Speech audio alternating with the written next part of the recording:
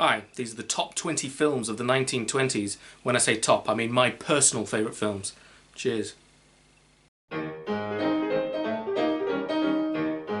In at number 20, The Circus. This Charlie Chaplin film is full of laughs, but the production was anything but funny for the tramp. For during filming, his mother died, he had a bitter divorce in which he had to pay the largest settlement in history, and also the court documents were sold to the media and details of his sex life tarnished his image. The IRS claimed he owed $1 million in back taxes, his studio burnt to the ground, and Chaplin had practiced the tightrope scene for weeks and filmed it 40 feet in the air. Well, the negatives of this were scratched and couldn't be used. All of these things culminated in Chaplin having a nervous breakdown, and production was shut down for 8 months. Chaplin's hair began to go grey during production and was completely white by the end of it. It's quite amazing that after all of this, the film is still incredibly funny, and then he makes it look all so easy. In at number 19, Sherlock Holmes Jr. Speaking of great comedians having a hard time, this brilliant comedy by Buster Keaton featured his most infamous on-set accident. Keaton broke his neck in the water spout stunt. The weight of the water caused Buster to crash hard down onto the tracks below. What's astonishing is that he only found out he had a broken neck 11 years later. He just lived with the pain. This accident wouldn't stop Keaton working with trains, as he had a passion for railway travel. Keaton is remembered for his remarkable stunts and his straight face, but he's also an astonishing director and was so experimental in his films, with an eye for doing complex and difficult scenes. He was truly one of a kind. In at number 18, The Man Who Laughs. This romantic drama is incredibly unsettling and even a little frightening. Poor Lenny brings a German expressionist feeling to this adaptation of Victor Hugo's novel. While being set in 17th century England, this has more of a Grimm's fairy tale feeling to it. Despite looking bloody terrifying, the man who laughs is not a monster, but a tragic, tortured character. Someone who is permanently stuck with this fixed grin on his face. The film is probably best known these days as the visual basis for Batman's arch nemesis, the Joker. It's fantastic that this connection has led more people to discover this strange film. Mary Philbin stars as the love interest. 3 years earlier she had starred in The Phantom of the Opera, so she has a strange taste in men. Or I guess strange men have a taste in her. In at number 17, Our Hospitality. Well, we're back to Keaton and his love for railways. Taking place in the 1830s, at the beginning of railway travel, this 74-minute film has a little bit of everything, telling the story of a blood feud between two families and how Keaton gets caught up in it. It begins in brutal fashion. No comedy, just a tense sequence with two people murdering each other. There are plenty of cute little moments, a sweet romance between him and his wife at the time, Natalie Talmadge, and of course plenty of humour and amazing action set pieces. The climax at the rapids and the waterfall is one of his best sequences. While filming in the rapids, Keaton's safety wire broke, and 10 minutes later he was found laying face down unconscious on the riverbank. It's remarkable what he did for his craft, and knowing just how dangerous these sequences were to film makes them even more riveting. In at number 16, Napoleon. Abel Gantz's epic is really something to behold. There are so many innovations in camera movement and editing. It's a beautiful and rousing picture. Compared to Gantz's J'accuse, which has a strong anti-war message, this is a patriotic film where there are heroes and villains on the battlefield, and at the centre of it all, the unstoppable little guy himself.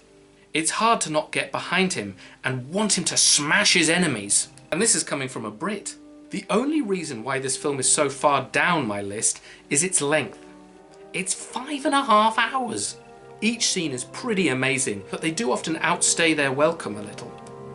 For instance, the opening, which has Napoleon as a child in a snowball fight, is fantastic, but does it need to be 15 minutes long? The film also only covers Nap's early years. Gantz intended this to be the first film out of 6 covering the man's life, so we got no Waterloo, and we're a long way off from St. Helena. Nevertheless, this is great filmmaking, and Albert Diadona is one of the best on-screen Napoleons, right up there with Ian Holm from Time Bandits. Not a big man at all. And Terry Camilleri in Bill and Ted's Excellent Adventure. Ziggy Piggy, Ziggy Piggy, Ziggy Piggy.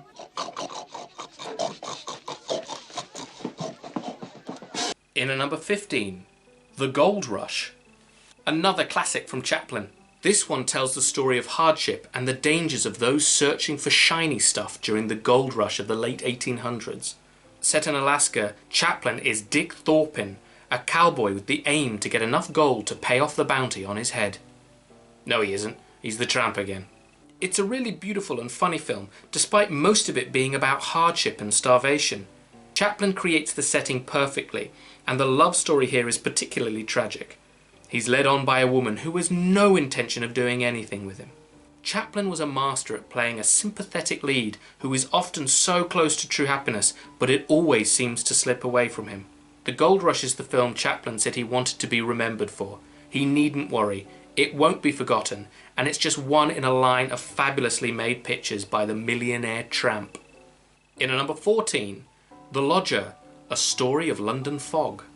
Alfred Hitchcock's third picture is considered by many, including the man himself, to be the first Hitchcock movie. And boy is it a Hitchcock film. Featuring murder, visual innovations, and lots of blonde women. It's basically a Jack the Ripper movie. Blonde women are being murdered on the foggy streets of London. It's selling papers, and the police are desperate to catch the killer. He only murders on Tuesday, so could have easily been known as the See You Next Tuesday killer. But he calls himself the Avenger, so he beats Captain America to being the first one by nearly 20 years. Ivor Novello stars as the mysterious lodger who turns up and begins to romance the landlord's daughter. He's hypnotizing in it. It's a film with a real sense of dread throughout, but it's also strangely beautiful. It's only got one thing against it, and it's that these days the twist can be seen a mile off. But that doesn't mean the ride to the end isn't riveting. A great early film from a master of the art. In at 13, Steamboat Bill Jr. Well, we got boats instead of trains, but we've got another Junior from Buster Keaton. There's great comedy, sweet romance, but of course all of this is building to a big action set piece. In this case, a cyclone hitting a town. It's a fantastic sequence and features Keaton's most famous stunt, where the facade of a building collapses and the window of an attic stops him from being crushed to death. A nail in the ground told him where to stand. It's a frightening stunt, especially when you know how much Keaton drank. Standing still is particularly difficult after you've had 9 gin and tonics. It's a gag that's been ripped off 100 times, and a good example of how dangerous the stunt is an outtake from Jackass 2, when Johnny Knoxville did the one thing he wasn't supposed to do. Move. In at number 12, Wings. This World War I action drama romance was the first film to win the Best Picture award at the Academy Awards. It tells the story of 2 men who become pilots in the Great War. They both love the same woman, and they go from hating each other to becoming flying brothers in arms. It is in the aerial combat sequences that the film really shines. They are brilliantly executed, brutal and thrilling. The 2 leads are very good.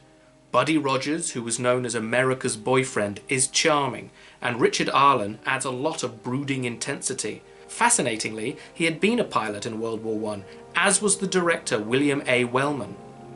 The producers wanted to add Paramount's biggest star, Clara Bow, to the picture, so it was rewritten to somehow get her in there. You can kinda tell, but she's very likeable in the picture. She wasn't thrilled with the part, saying Wings is a man's picture and I'm just the whipped cream on top of the pie. The second half of the film isn't as strong as the first. There's an elongated scene where Buddy gets drunk and sees bubbles everywhere. And eventually it falls into very Hollywood storytelling, overly emotional and lacking a bit of truth. It's no surprise it won Best Picture. The first Academy Awards covered the films of 1927 to 1928, and Wings is by no means the best film from this period. When people say, the wrong film won Best Picture, well, this has been a problem from the very beginning. Let's talk about the first Oscars for a moment. It's so odd that these awards are still held in such high esteem.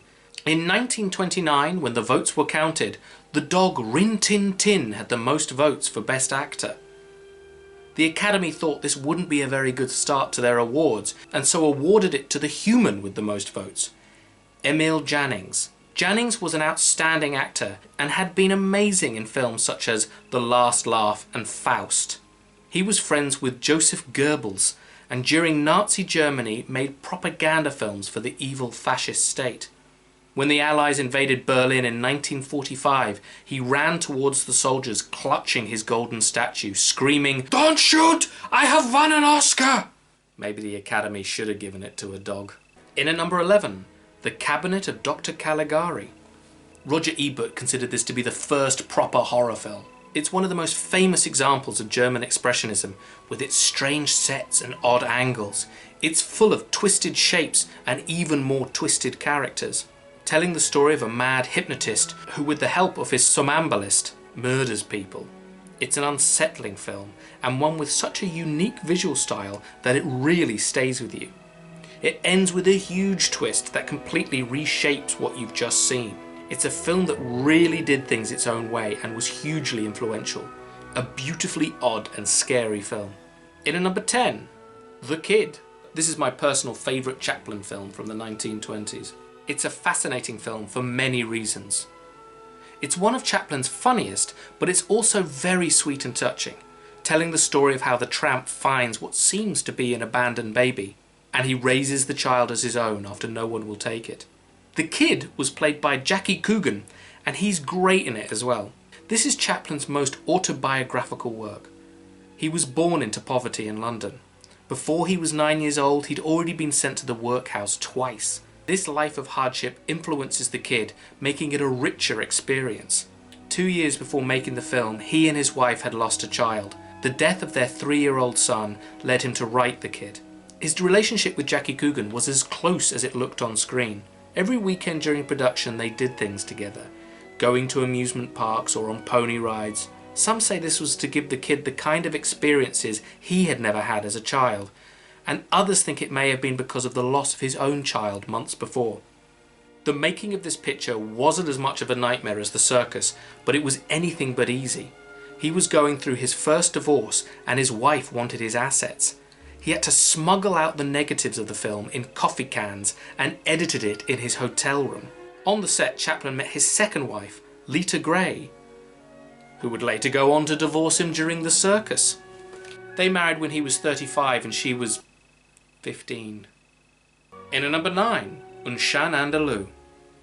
This surreal short is full of images that will stay with you for a long time. It is the first film from master filmmaker Luis Buñuel. He directed it with one of the greatest artists of all time, Salvador Dali. The film is most known for its shocking opening, which is almost too well done. It's truly, truly horrible. The film has no story as such, it's more a series of images and scenes connected in a dreamlike way, or probably closer to a nightmare-like way. In such a short film, there's lust, murder, and insanity. One of the great things that cinema can do is show you things you couldn't see otherwise. And Un Chien Andalou shows you things you never expected to see, and even things you didn't necessarily want to. In at number 8, Battleship Potemkin. Probably the most powerful film of the 1920s. Sergei Eisenstein directs this dramatized version of the 1905 mutiny on the Russian battleship Potemkin. It's complete propaganda, but it's expertly done. The sequence that solidifies this film as one of the greatest of all time is the massacre on the Odessa steppes. The editing is spot on, and it's still shocking and upsetting to this day. The most amazing thing about this is that no massacre took place on those steps. But this film has such an impact that many people to this day believe it to have happened. One thing is true enough though, atrocities like this are happening all the time. Images of soldiers or police walking coldly towards innocent masses, firing indiscriminately, is an image that we see on the news taking place all around the world. Potemkin gets the blood boiling, and that's what Eisenstein wanted to do. When a mother is shot and a baby in a pram begins to roll down the steps, you as the viewer wish that there was something you could do to help. It gives us a feeling that we need to stand up and do something when these human tragedies begin to occur. This moment would be replicated in Brian De Palma's The Untouchables, and subsequently in Naked Gun 33 1/3, The Final Insult.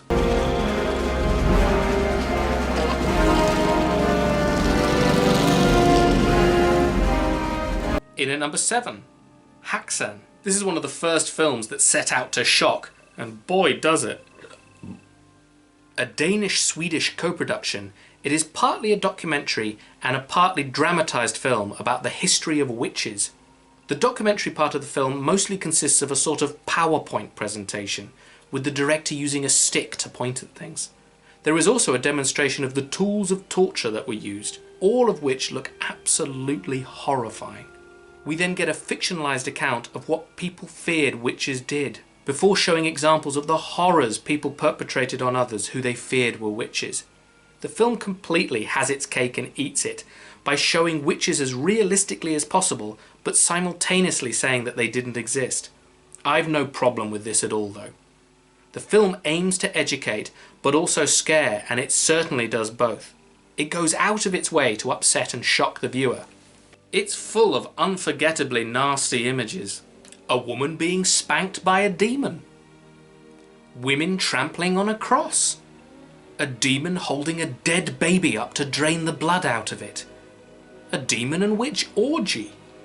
A bunch of nuns going mental. A woman spitting on the statue of the baby Jesus. A group of women lining up and kissing a demon's arse.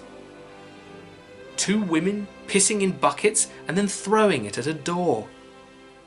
An old woman giving birth to a demon. And a couple of shots that hint at demons having a wank. The only problem with the film is where it comes to the conclusion that clearly state that these people were not witches, they were hysterical women. And so the film ends with a few examples of how mad women can be even these days. Still, this is a really fascinating film and one of the best witch films ever made. Up there with The Witch, Robert Eggers' brilliant horror film. In at number 6, Safety Last. Alongside Charlie Chaplin and Buster Keaton, Harold Lloyd was the other big comedian of this era, and this is his most famous film. This is most remembered for the enduring image of Lloyd hanging off the clock face, but the film as a whole is a real gem. As was so often the case with comedies of the period, the first 2/3 are a small comedy and then it builds to a huge action comedic set piece. The build up here is very funny and charming. Lloyd moves to a big city in order to become a somebody and impress his love, played by his actual wife, Mildred Davis. It doesn't go so well, and he ends up struggling to make ends meet while working in a department store. The film gets funnier and funnier as the girlfriend turns up and Lloyd has to pretend that he is the manager of the store. Lloyd is brilliantly funny in it, and the climax, which has him climbing the department store, is so much more than that one bit with the clock. It's a 20-minute sequence with Lloyd performing most of his own stunts. It's genuinely nail-biting and hilarious. It's without a doubt one of the best sequences of the 1920s and of the last 100 years. In at number 5, Nosferatu. Despite being an unofficial one, this could very well be the best adaptation of Bram Stoker's Dracula. It follows the story fairly closely, despite changing the characters' names. And its greatest success is how it makes the vampire absolutely terrifying. Max Schreck is completely otherworldly as Count Orlok, and he's helped by the fabulous makeup. F.W. Murnau's direction is fantastic. His use of shadows and darkness creates a wonderful sense of dread that runs throughout the picture. The world created feels like one not far from our own, but one where the supernatural definitely exists and that it's out to get us. Gustav von Wangenheim overdoes it slightly as the lead. Both his joy and his fear are hugely overblown. I can't think of him without picturing Eddie Izzard, who played the actor in the film Shadow of the Vampire. There have been many great Draculas. Bela Lugosi. This is very old wine. Christopher Lee. Gary Oldman. The children of the night. What sweet music they make. Music. And Gerard Butler.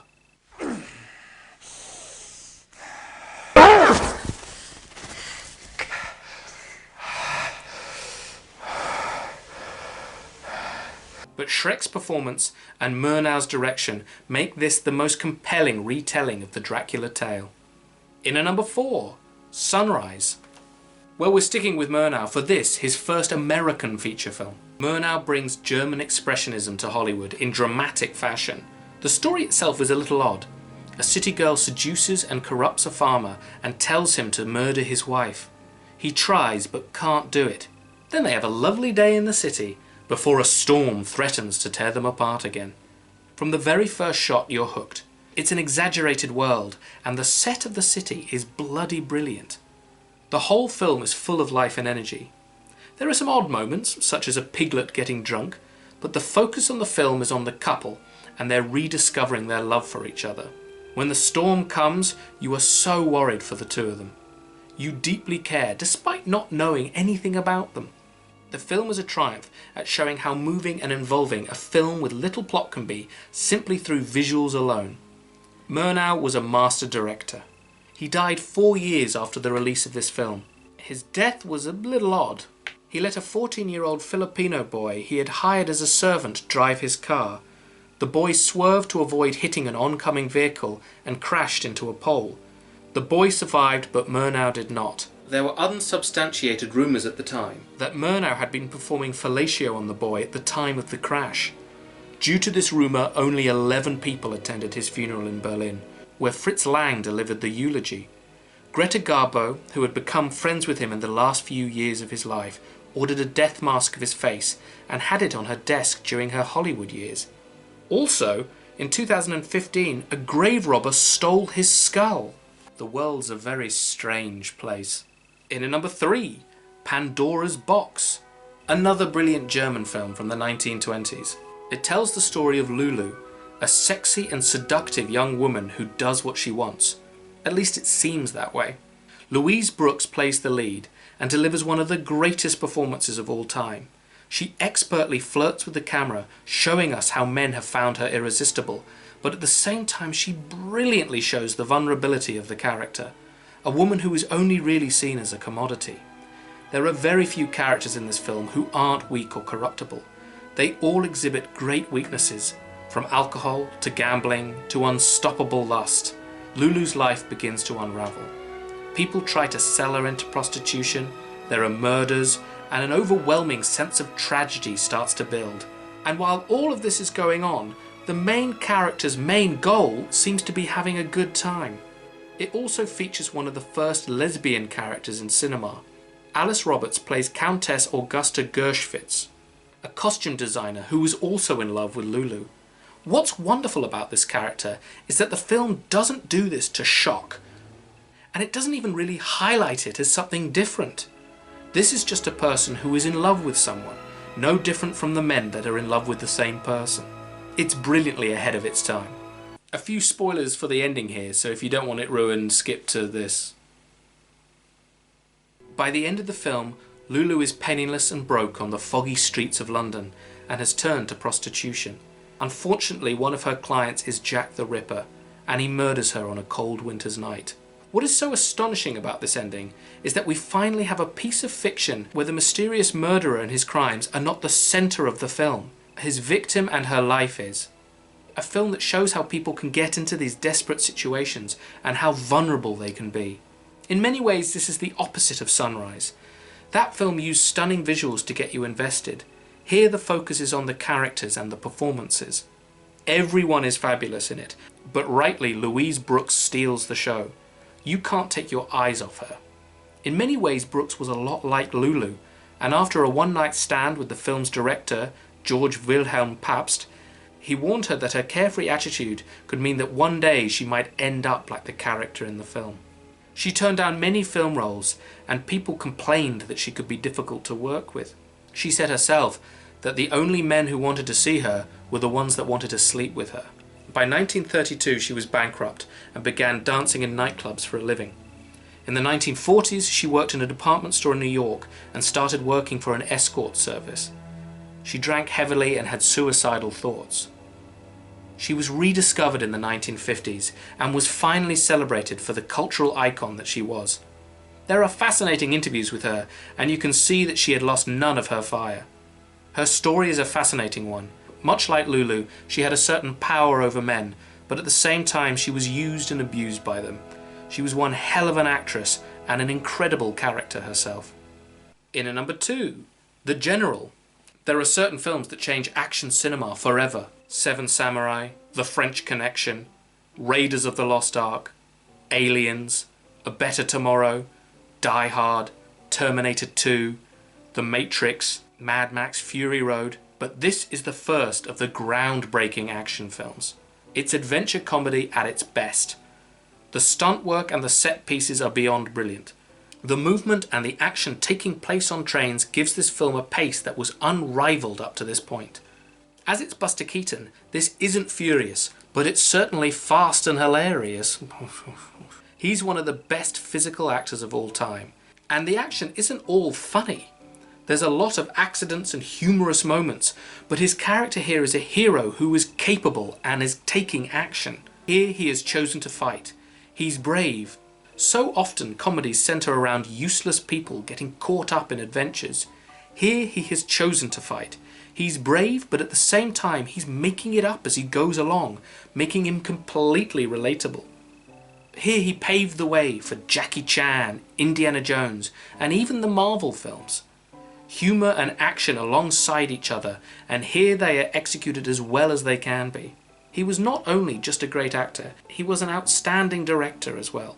The shots, the movement, the editing are all exceptional.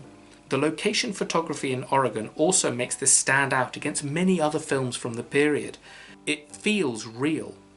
There's also a wonderful sense of scale. The climax of the film is a huge battle with hundreds of extras. The romance is also very effective, but boy oh boy does Keaton put his leading ladies through it. It was an expensive movie with real bridges and dams being built, thousands of people on its payroll, and of course a lot of on-set accidents. What's heartbreaking is that the film was a financial flop at the time of its release, and it got terrible contemporary reviews. This led to Keaton losing his creative control over his films, and he made a deal with MGM, ending his incredible run of pioneering comedy motion pictures. Luckily, The General is now considered the masterpiece that it is. And in at number 1, Metropolis, one of the greatest and most influential sci-fi films of all time. The imagination on display here is spellbinding. Fritz Lang expertly directs this movie based on Thea von Harbau's novel. It's set in a futuristic dystopia where the rich run the world from skyscrapers, while the poor, underpaid masses keep the city running in huge underground factories. It's a pretty accurate representation of how things have always been. The film follows a wealthy man who is shown the inequality of the world by a woman from a poor background. And after watching a horrific accident in a factory, he decides to help in a rebellion against the rich. Meanwhile, a robot is made in the image of the woman heading the rebellion, in order to sow dissent in their ranks. It's a riveting tale, brilliantly made. The film's message is powerful and well executed. Sci-fi is at its best when it's talking about the situation in the world at the time, and the situation going on then hasn't really changed in nearly 100 years. The visuals and the special effects are groundbreaking. The German Expressionism sets, costumes, and the Art Deco inspired city are all gorgeous. It has a nightmarish quality, helped by its editing. Its influence cannot be taken lightly. It still feels very contemporary. When the people who have been trod on are no longer taking it and march on the streets, it's very reminiscent of the 2019 pro-democracy movement in Hong Kong or the Black Lives Matter protests in America. The robot taking the shape of someone causing misinformation is much like the terrifying rise of deepfakes. The flooding of the underground where the poor live while the rich are safe in their ivory towers is much like the current state of the world, where the poor will be the first to suffer with rising sea levels while the rich continue to profit in environment-destroying industries. This visual image of the poor being flooded while the rich are safe was used again in the Oscar-winning Parasite, where a rich family look out at the beauty of a storm while the poor family struggles as their house is flooded. Metropolis is powerful, but it's also incredibly entertaining. And it's the best example of how filmmakers were pushing the boundaries of film in the 1920s. It's an absolute masterpiece. Right, so counting down the top 20. In at number 20, The Circus. In at number 19, Sherlock Jr. In at number 18, The Man Who Laughs.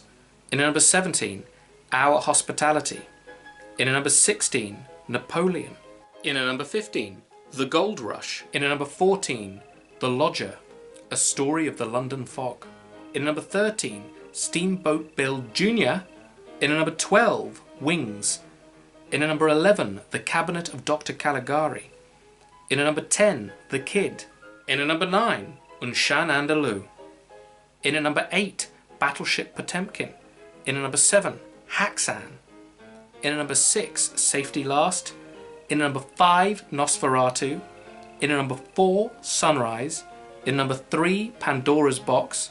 In at number 2, The General.